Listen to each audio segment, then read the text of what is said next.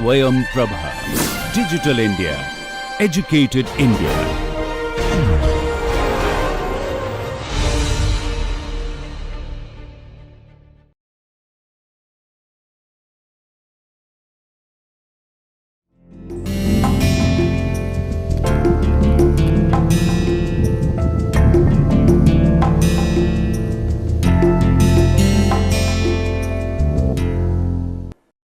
Welcome, dear learners, to the another session of International Business Management. I, Dr. Manisha Goswami, Assistant Professor at Institute of Business Management, GLU University, Mathura. Today, we will talk about the Regional Economic Cooperation in lecture number 8. Before we start with the lecture number 8, let's look at what we did in our previous lecture number 7.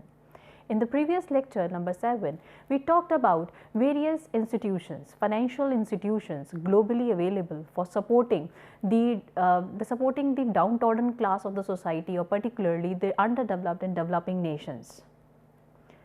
Their perspective not only to support the developing and underdeveloped nation, their perspective of formation was also to take care of our countries who have been badly affected by the different two world wars.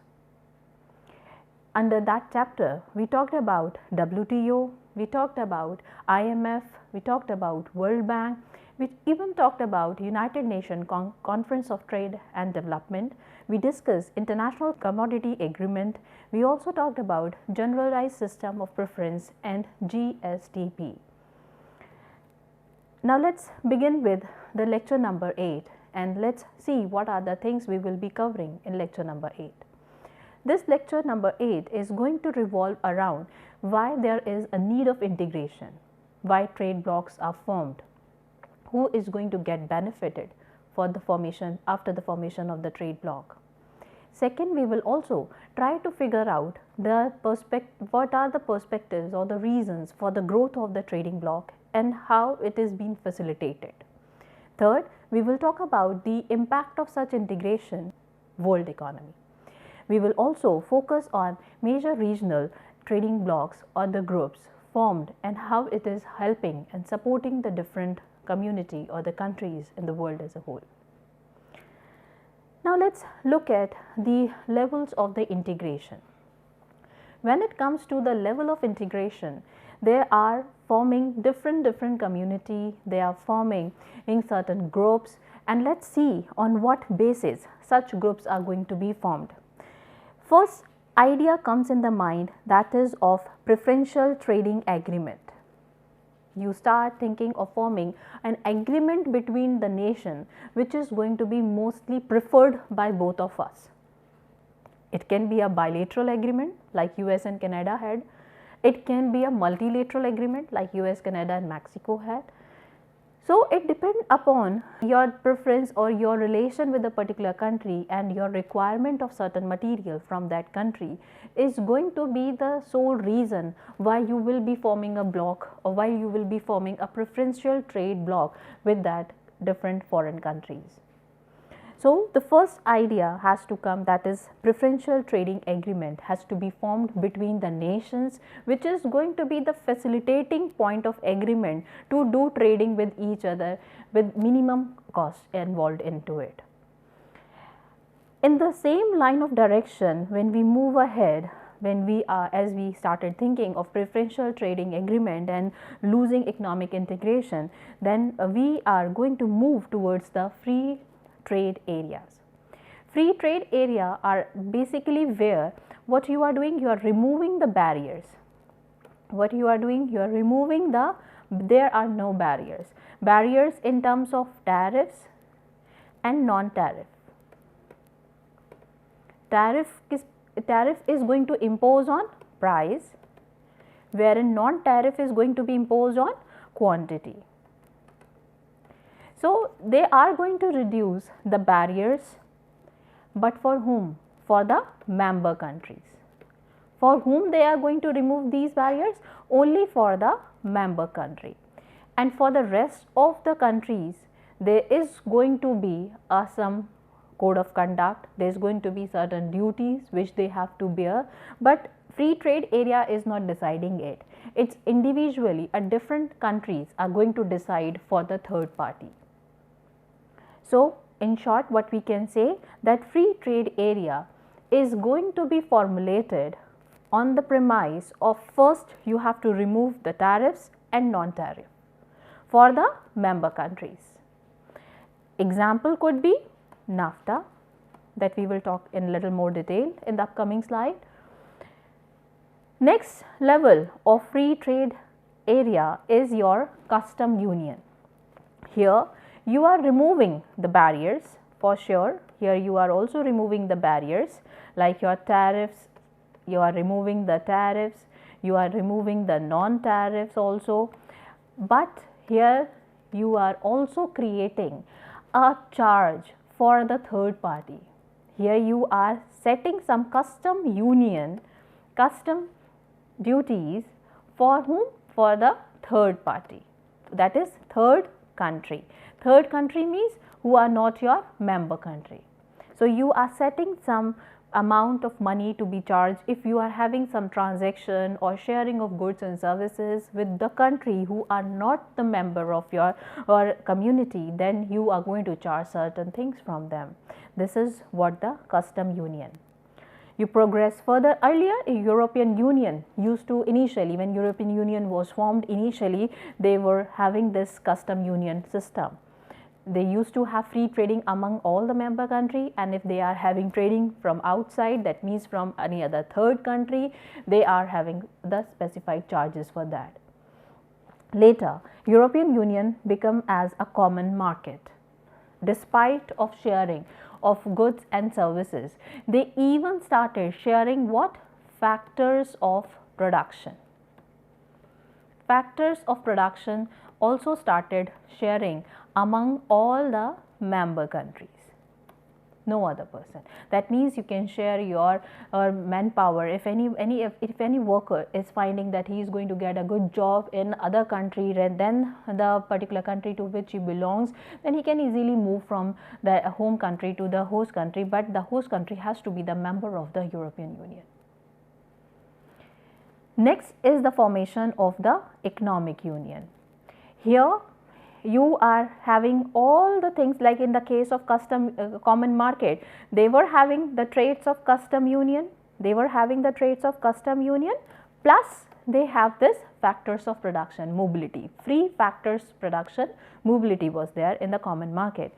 Additionally, there is going to be an economic union. Economic union is a kind of a system where what you will be doing, you will focus on harmonizing the monetary system, the fiscal system, right, and economic policies of whom? Only the member countries. That is the economic union.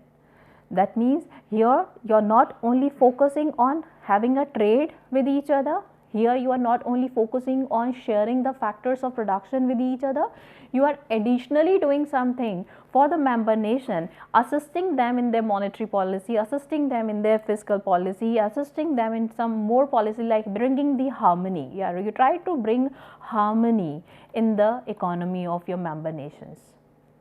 That is the economic union. Further moving ahead, this is your political union. Political union is a kind of the membership where the countries are going to lose their identity. They are going to lose their identity and become a politically sovereign. They become what? They become politically sovereign. That means they find that let's come together and let's work together, the different government merge together and they form a big huge horizon for doing the business together. That is the political sovereignty is there, that they lost their individual identity and then they form the political union. That's the highest form of a preferential trade system could ever see.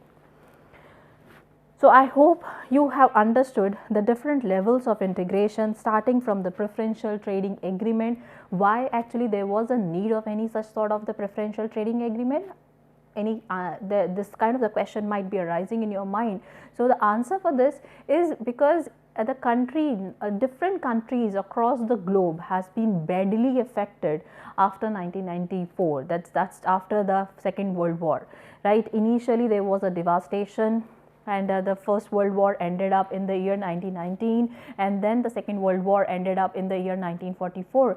So people were struggling very badly, and they were finding that how to regain the lost economy, what different, and all the sources of earning the business or doing the business have almost gone down, and opportunities become very limited. So how to provide the various opportunity and how to facilitate the small little countries to grow and flourish.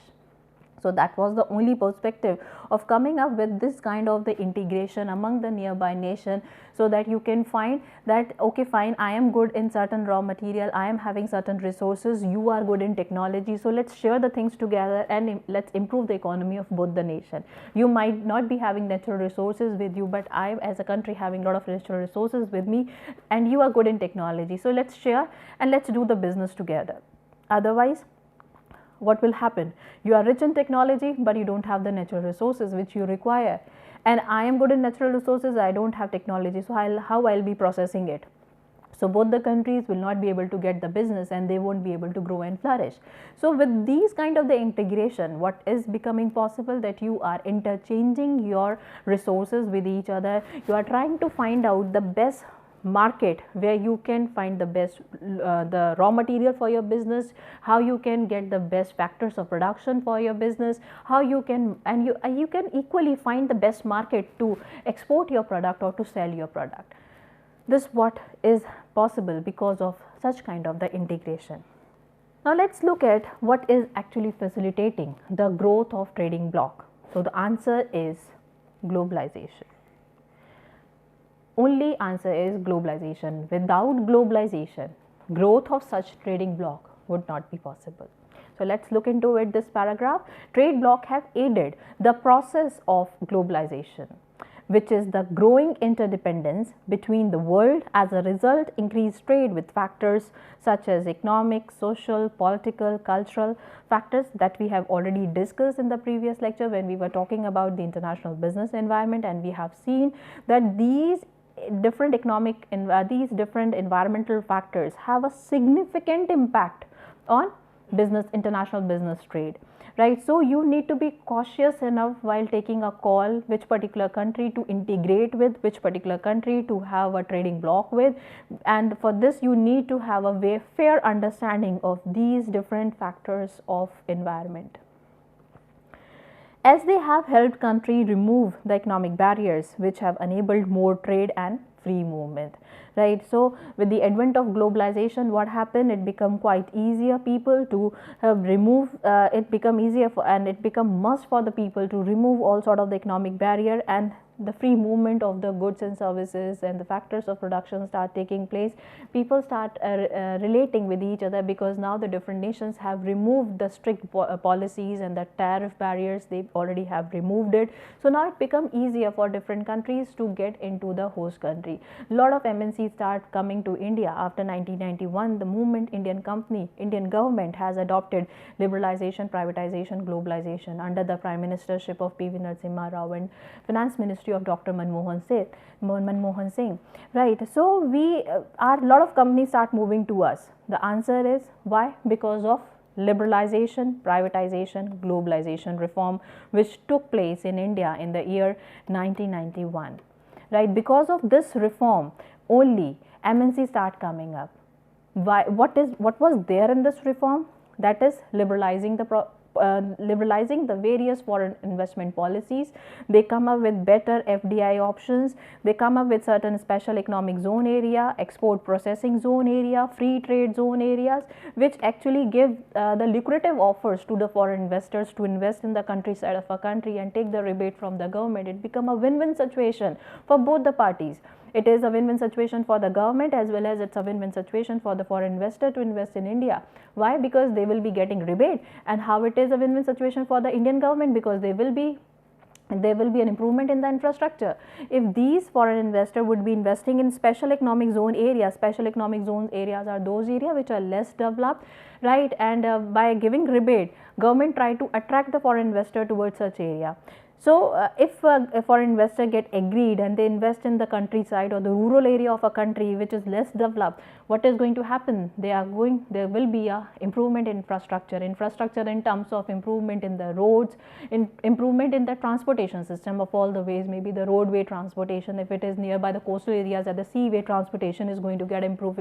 If possible, the airways transportation, tracks transportation is going to improve, electricity is going to improve, education system is going to get improved, hospital medical services are going to get improved, data network service availability is also going to get improved eventually, not over the night for sure. It is not going to happen over the night, but eventually there is going to be a trend.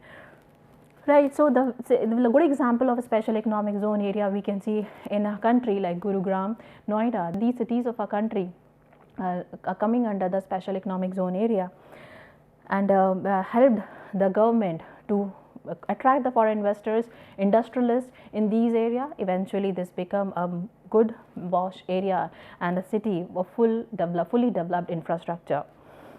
Now let's talk about the impact of the integration, how this integration is impacting different area. So let's look at the trade creation and diversion. What is this trade creation?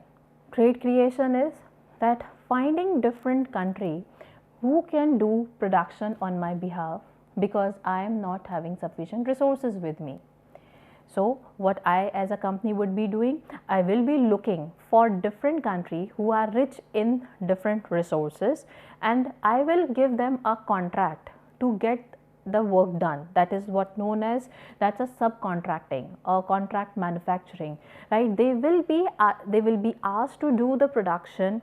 They will be provided with certain raw material, they will be provided with certain design, but they don't have any right over the raw material which has been provided to them. They just have a right of processing it and charge the processing fees from the company, and then the company is going to take the entire product, and it's up to the company how they are going to supply to various different parts of the world. So like for example, Apple is doing this, like the Nike company is doing this. They are opening the, like for in case of the Nike company, they opened the plant in Vietnam, China. Why they opened the plant? Because they find they could get their work done more cheaply in these areas. The processing system is quite cheap, the cost of production is quite cheap, which is going to ultimately help me to gain the competitive advantage in the market. So this is what the trade creation is, where you are trying to find the low cost of production, right? We are trying to find the emerging economy so that you can get the low cost locational advantage. Next is the trade diversion. Here what is happening? You are diverting from what? Here you are having a diversion. Your trade is shifting. Your trade is shifting from where? Your trade is shifting from low cost production, your maybe within the, that is your which is your outside the union, right? You might be the part of certain trade bloc, you might be the part of certain union, and the outside your union you are getting some low cost production facilities, but the trade is shifting from low cost production union which is outside your union to where? To a high cost production, which is inside your union. So this is the diversion.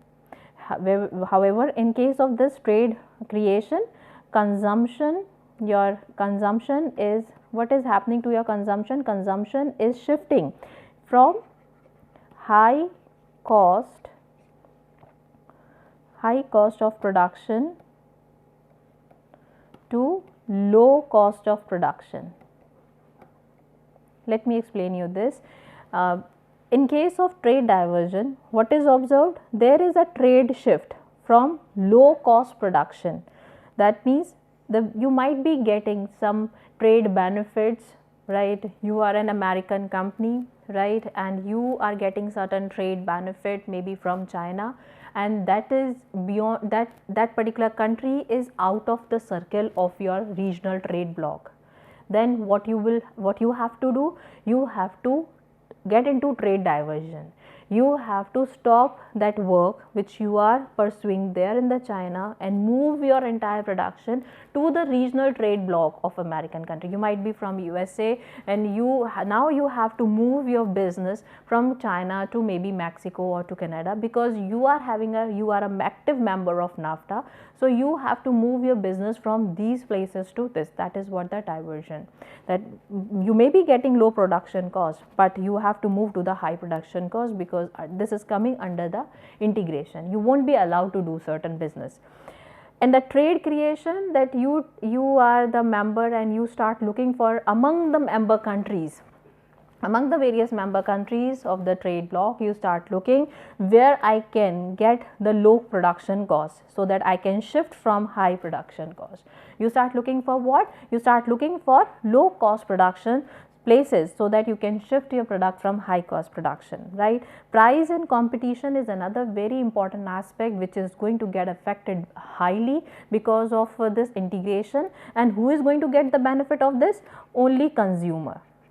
Who is going to get the benefit? The consumer, because competition for sure is going to get increase.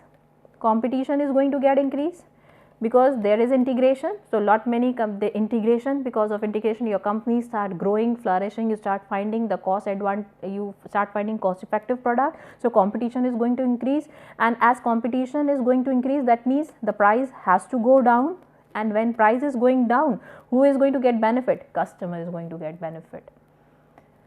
So with the advent of integration, formation of the trade bloc, companies start finding the places where they can do production at a lower cost. And as they could do the production at a lower cost, what they will be doing? They will be offering the product at a lower cost to their customer. This is going to be the benefit for the customer. Now think from the perspective of the company.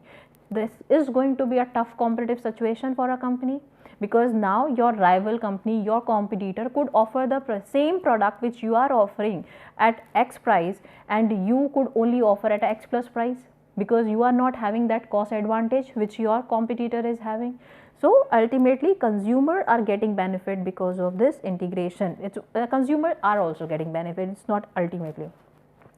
The next is the dynamic effect. Integration is having a dynamic effect. Dynamic means it is the country who used to be considered absolutely gone, a country very close to bankruptcy, country like Mexico, who declared once in the year 1980s, right, 1980s, Mexico declared that they won't be able to pay the debts. They dishonor the financial contract. Who dishonored the financial contract? Mexico. Mexico dishonored the financial contract. They stated that we won't be able to pay off because our losses are, we are suffering from negative balance of payment. So we won't be able to pay it off. This was the situation with Mexico. The moment there was an integration of Mexico with Canada, Mexico became a member of NAFTA, where Canada is a member and America is the member, United States is the member. So the moment they become a member of this trade bloc, the economy of Mexico start rising, because they start getting job opportunities, they start getting businesses, and they start doing business with United States of America, and eventually the situation start improving of Mexico. Economy of scale, that's every country look for, and similarly every company in a country is looking for economy of scale. That is a break even point. Everyone strive for, everyone wait for, everyone calculate the payback period, right? They always calculate time value of money.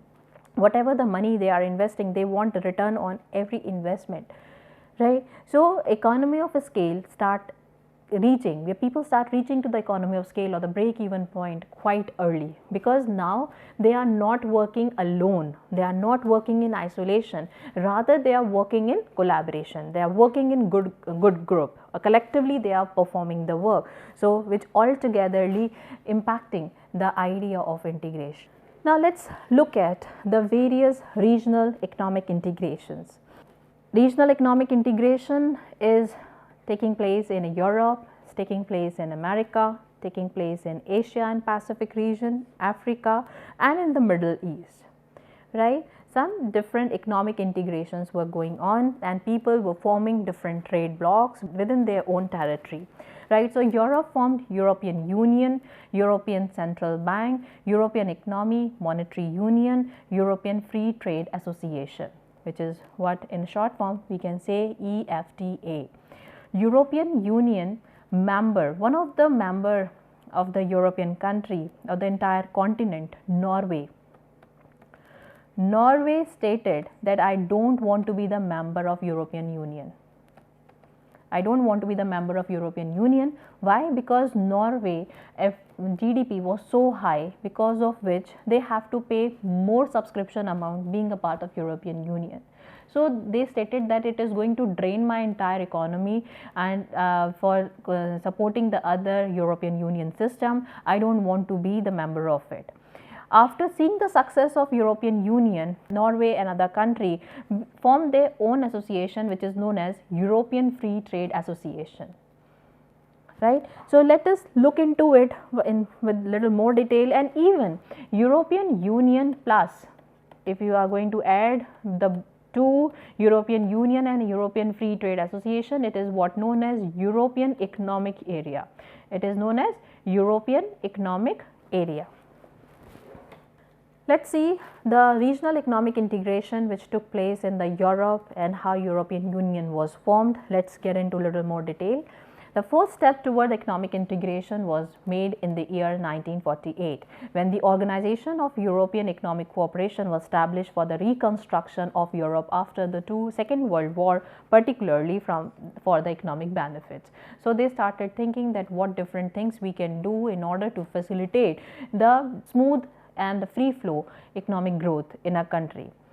In 1952, European Coal and Steel Community was formed by the 6 European countries were there, who formed like the 6 different countries were, among them as the Germany was there, that's particularly the Western Germany was there, and the example, this is the Western country, Western Germany and Eastern Germany are the 2 example of political union.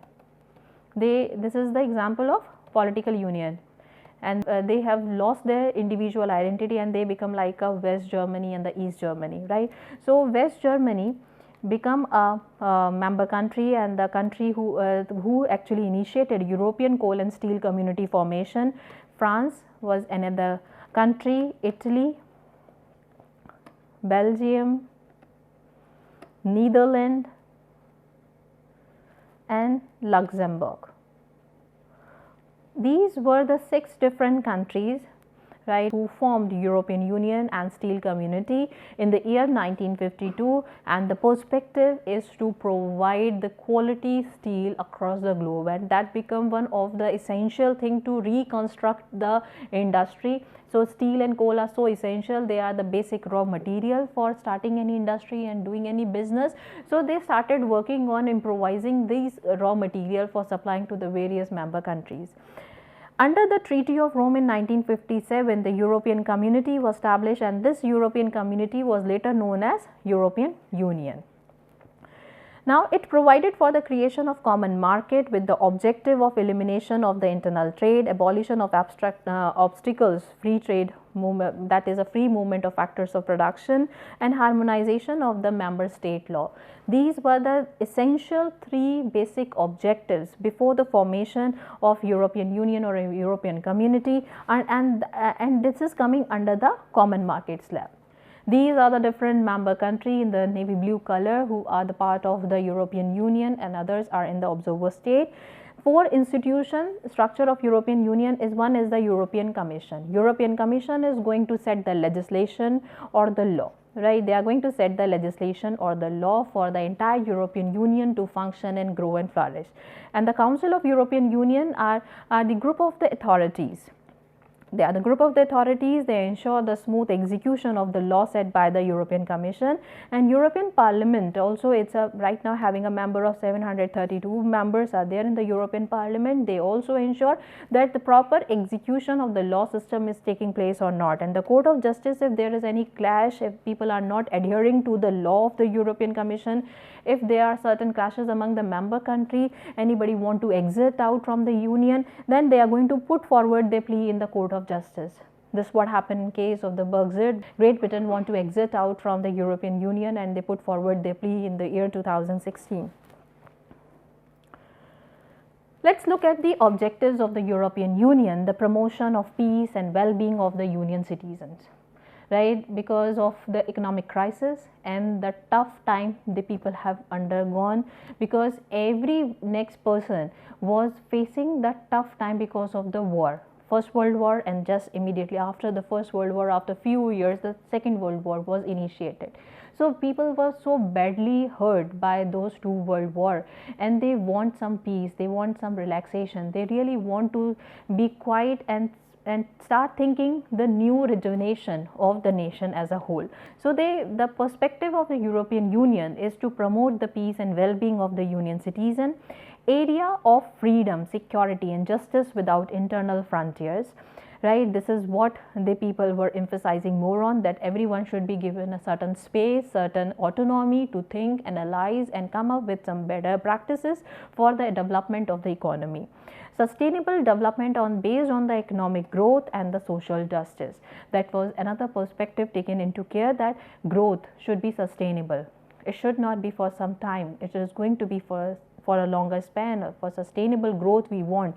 We are not looking for a growth for a short span of the time or the short run at the cost of environment or at the cost of human health or at the cost of human psychology. We are not looking for such kind of the short term growth. We are looking for longer span, long horizon growth, and for that we have to give respect to the environment and human psychology, and we even have to take care of the animals and the plants around us if we want a sustainable growth. Social market economy was another perspective, highly competitive and aiming at full employment and social progress. That was the key point taken into consideration, that we will be generating massive number of jobs for our youth, so that they feel motivated and they feel that there is a scope and there will be no disheartenment or discouragement among the youth or the people of the citizen, and they will be focusing on creating a huge single market where the people can easily move and even can look for the jobs in different countries across the European Union member countries. Now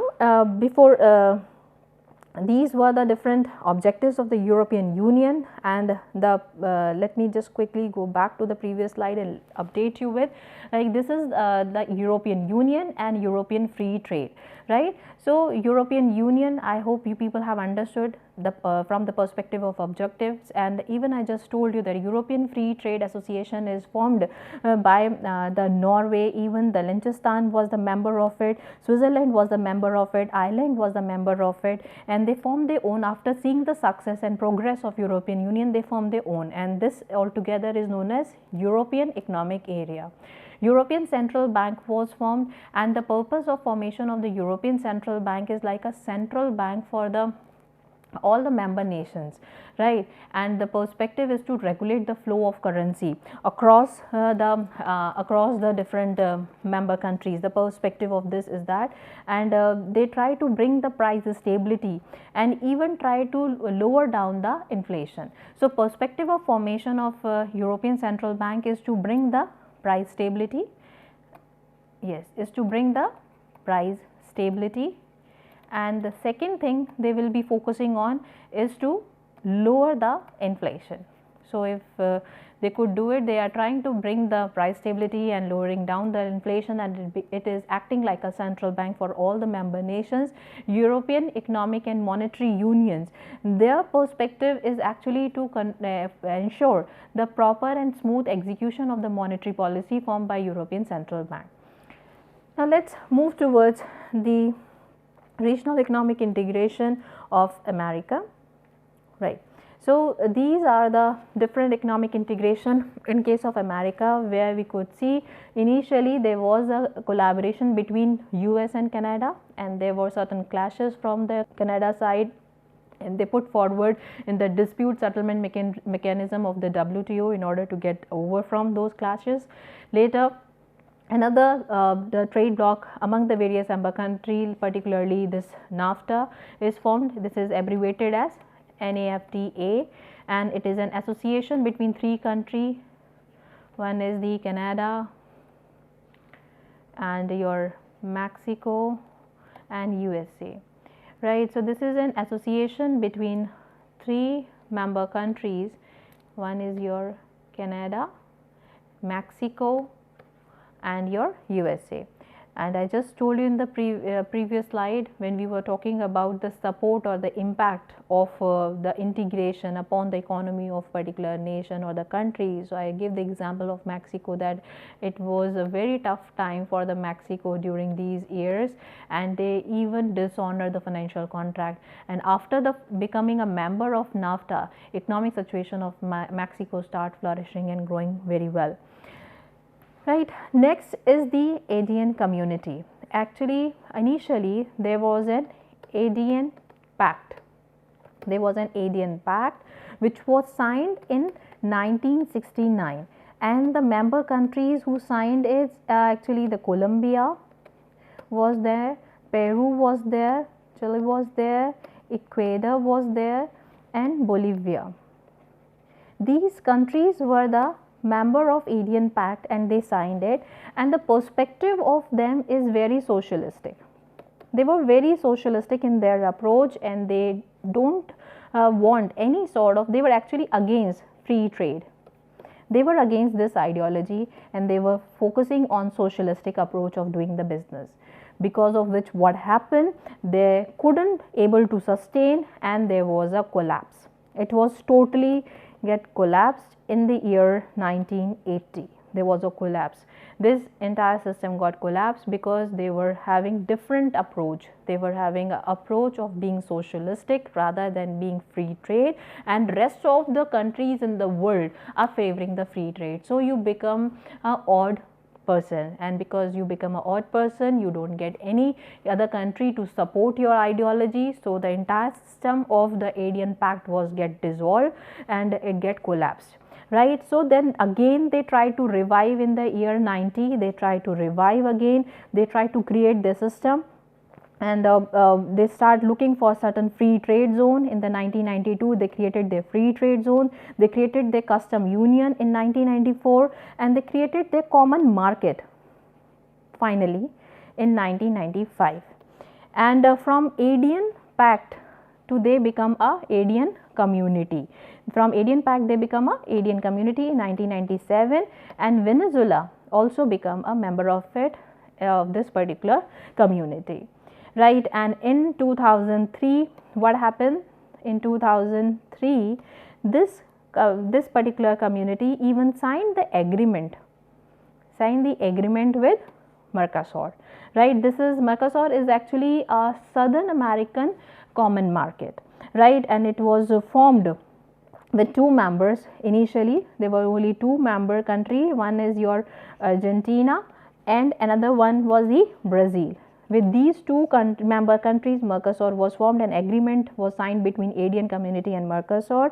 Later Paraguay also joined this, and even Uruguay also joined this, and Bolivia, Chile are the associated member of Mercosur. So, the idea and the perspective of different countries getting united, coming together to do trading, because alone they are finding they are not sufficient enough to take care or nurture the economy and do justice to the citizens of the nation. So they started finding better permutation combination across the different countries of the continent. Who can be my savior, who can help me, whom I can help other, how I can get the help of other. That was the only perspective why these different integrations were taking place, right? Central America common market was also created, Caribbean community and common market was created, free trade area of America was created, and every next activity is happening only with one perspective in mind, is to facilitate the economy of all the member nation, make the things easier for the member nation to do the business. It's not just about removing the barriers like through tariffs and non-tariff barrier, but they also started focusing on making factors of production to be freely moving from one nation to another member nations.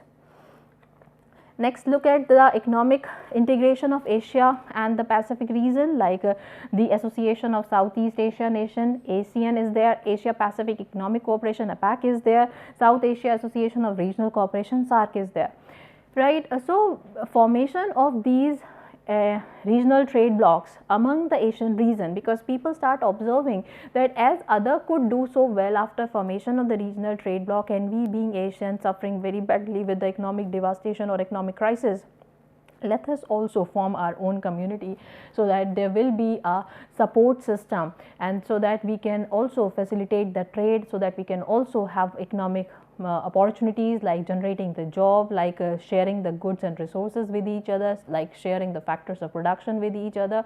So and eventually after formation of such kind of the integration or the trade block, what is going to happen? Your economy is going to get strengthened, and once your economy becomes strengthened, foreign investors will also start coming to your country. So the formation of integration of economy is not only going to help you from the perspective of surviving among all the member nations, it's also going to make you attractive for the foreign investors, because foreign investor will also not invest in a country like Greece, Venezuela, who are suffering badly from the economic crisis. They don't want to invest there. They would like to invest in a country like India because it is progressing, it is growing, it's growing. So such kind of integrations are going to give you certain opportunities, and these opportunities are going to flourish your economy, and your economy will start flourishing. Foreign investors will start finding your country as lucrative, and will also start finding your country as a potential country to invest in. Similarly, the regional economic integration in Africa were there, and the different economic community and the West African states come together, and the perspective of them, it's not just the sharing of the goods and services.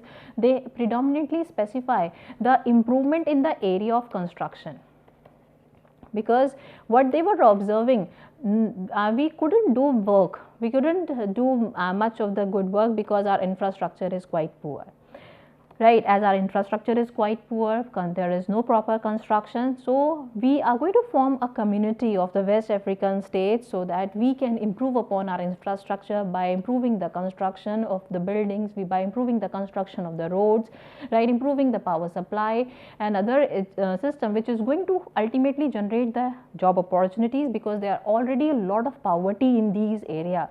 They were suffering very badly. The people not even have sufficient food to eat, right? So in order to generate the basics for the people or the resident of these areas of the Western Africa state, the people come up with this kind of the integration, so that let's start working on improving the infrastructure, let's generate certain jobs so that people at least have certain basic amenities to survive and sustain.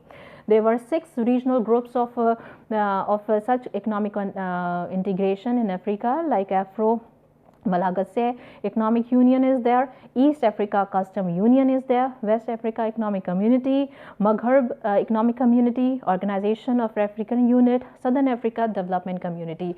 And the perspective of these community is to work for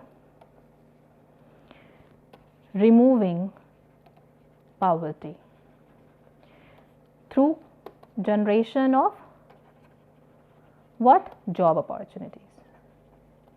and that could only be done by improving the infrastructure of the place. And basically the infrastructure goes in few lines, like if you are improving the transportation, you are improving the electricity supply, you are improving the education, you are improving the health sciences, medical sciences, you are improving the data and network services in your country, right? So these are the broad areas on the basis of which you can improve the infrastructure level of an entire country. So they start focusing on improving the infrastructure, and firstly they focus on construction of the roads and the buildings, so that business can be done easily. Without proper supply chain, how you will be able to supply your goods from your manufacturing unit to the ultimate customer? So you need to have a proper construction of the road, you need a proper place where the things are connected, you can supply your product. So they started with a very basic thing, that infrastructure development, and with such infrastructure development, jobs opportunities start coming up, which start helping the citizens to at least get the basic things to meet out the livelihood. Now let's look at the integration in the Middle East. Middle East is a Gulf area, right? So there is a Gulf Cooperation Council, and it's a only trade bloc formed in 1980 with the member countries, namely like Bahrain, Kuwait, Oman, Qatar, Saudi Arab, United Arabs of Emirates, and it permits free movement of citizens without visa and ownership of property within the region without the need of local partner as well. So there the person can easily move in these different countries of Middle East area without even having a visa. You don't even have to own the property there, right? You don't even have to own the property in these places, right? There is no such documentation required. You can easily move, and this what means moving factors of production. Why anybody will move from your country? Free movement of factors of production. This is facilitating free movement of factors of production. Why anybody would be moving from, if I'm having a home in Saudi Arabia, why I would be moving to Kuwait? Because I'm looking for a job. And why I would be looking for a job? Because I might not be getting sufficient job here, or I want to expand my business, or I want to do something more in the field of oil maybe, right? So I need to move from Saudi Arabia to the Kuwait side. So these kind of the factors of production. Labor is one of the factor of production. So labor is moving from Saudi Arabia to Kuwait, and this is what is being facilitated by the this formation of the group, that is Gulf Cooperation of Council. However, it become more political entity than the economic bloc later on. Now let's quickly look at what different topics we had discussed today. Today we talked about the levels of integration, and under the levels of integration, what we have seen that there are different levels on the basis of which you can remove the barriers. Like under the levels of integration, we have seen there is a preferential trading system, and for the preferential trading system there are certain things which you would be doing, like there will be a free trade area, and above the free trade area there is going to be the custom union, right? There is going to be the custom union. Above the custom union, that means this is a level. First level is the free trade area, where you are removing only the tariff barriers and non-tariff barriers, right? Here you are making a policy for the third party, right? You are charging some amount for the third party. You are specifying that what is going to be the amount to be paid by the third party, but here in this free trade area there is no such specification. Then from custom union you move to the market of common market, right? And from common market you move to which particular market? Economic union. And from economic union you move to political union. I just give an example of political union also in the previous slide, that is Eastern Germany, Western Germany are the example of political union.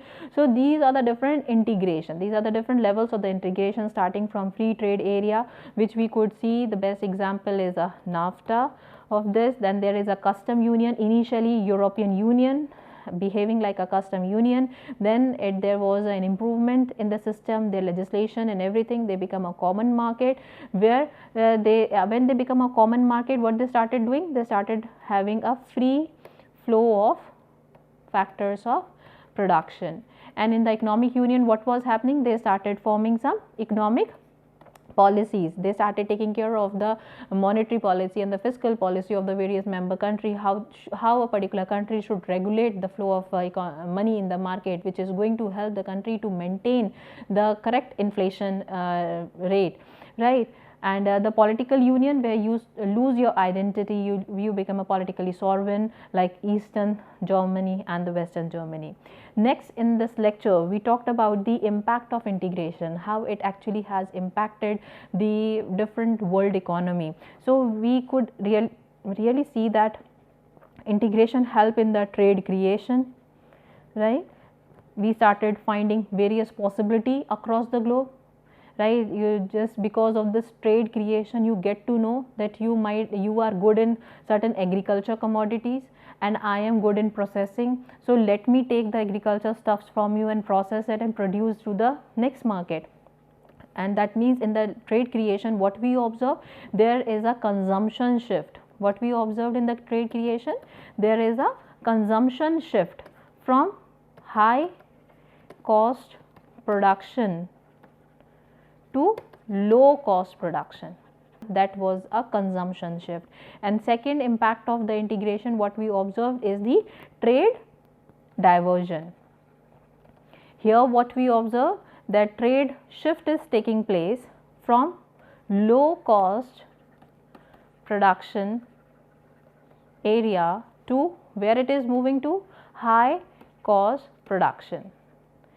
And this is within your union, your membership, and this is outside your union. That's why the shift is taking place, because now you form the integration, you form the bloc. Now if you were dealing with some other country, and no matter it was a low cost production, now you have to move to the high cost production area. No, because maybe high cost production area, that's one of the example or just one of the situation analysis, right?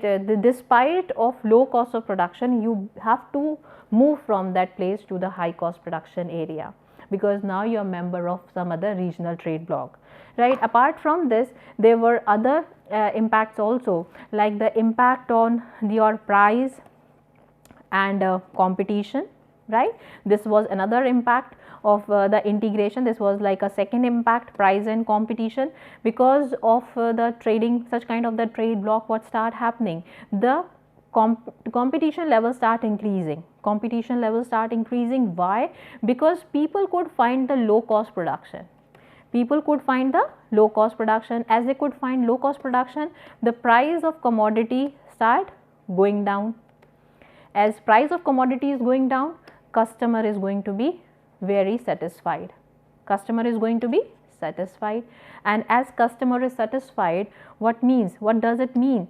That it means that such integrations are supporting the general community as well, giving lot of options not only to the businessmen to grow and flourish, but also the general citizen, the buyers, the users of the country are also getting benefit of such kind of the integration.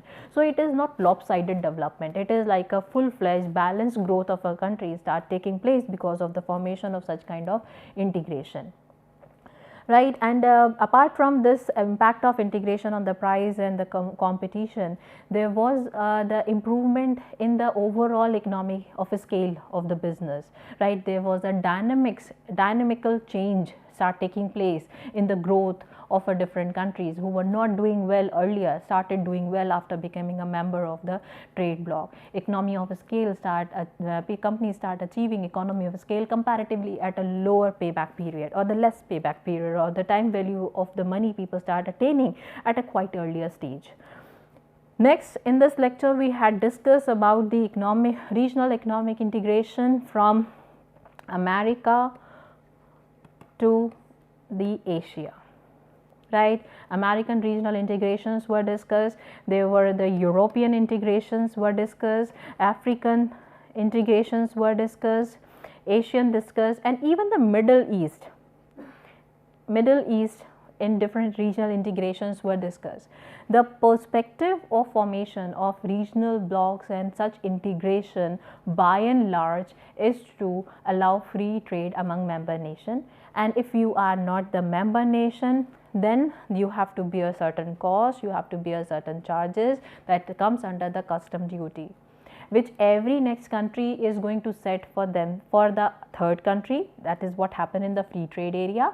But if you are having a trade which is coming under the custom union, then the custom union is going to fix the charge for the third country. Apart from this, such kind of the economic integration is helping the human mankind to get the jobs. And as we could see in case of Africa, Africa formed the various regional trade bloc. It's not just to flourish the business, it's also to help the citizens of the country to fight against the poverty. So, dear learners, I hope you have understood today's lecture. These are the different books that I have referred in today's lecture. Thank you so much. I really hope you have understood. All the best. Thank you.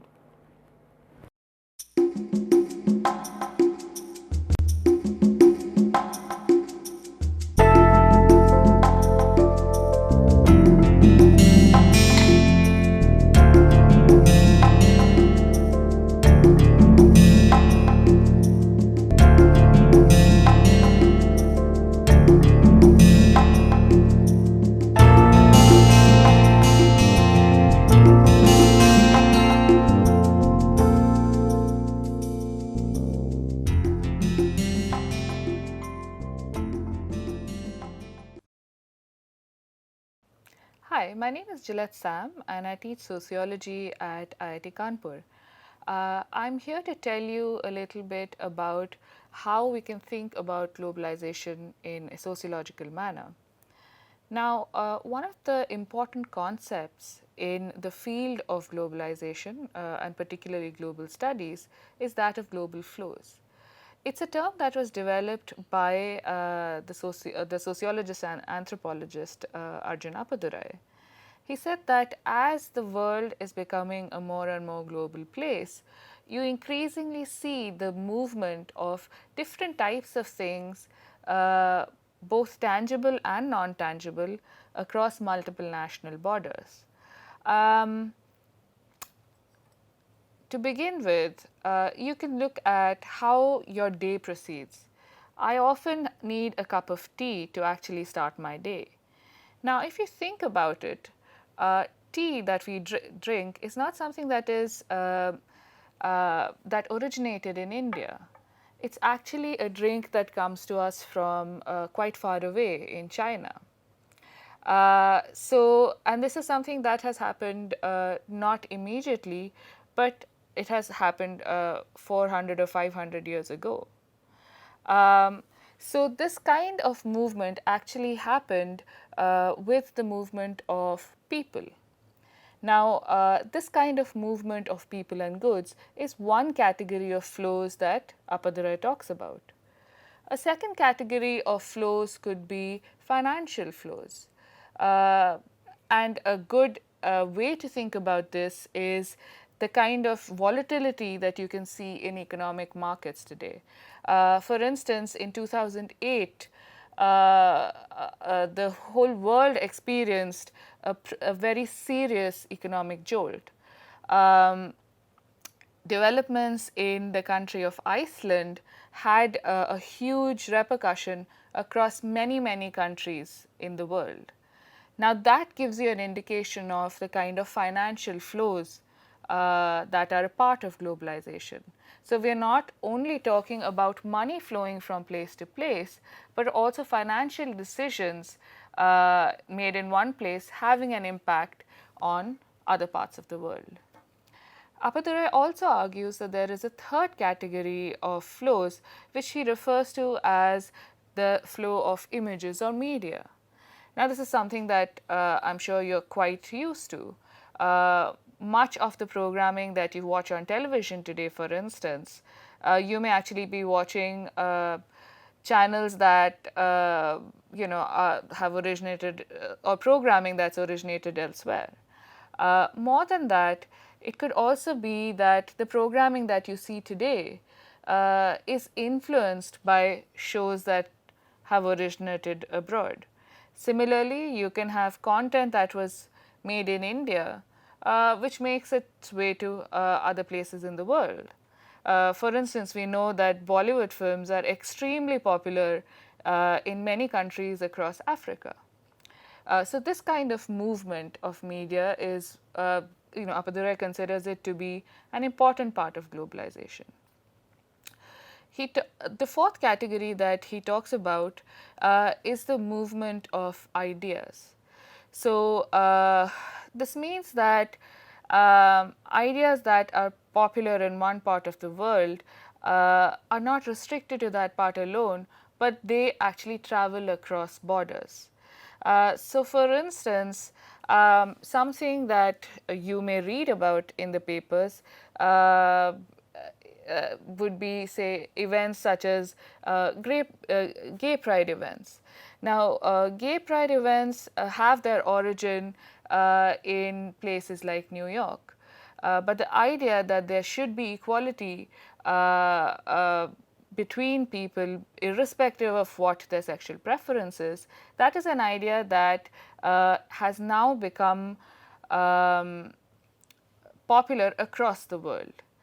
And so that's the fourth category of flows that he referred to. The fifth category of flows that Appadurai talks about is that of technology. An easy way to think about this is, let's say tomorrow there is news announced that Apple is going to release iPhone 7. As you can anticipate, there is going to be a lot of excitement in many parts of the world, and people are going to start queuing up, waiting for those products to actually come to their country. So, technology is something that is quite exciting and really moves across various national borders.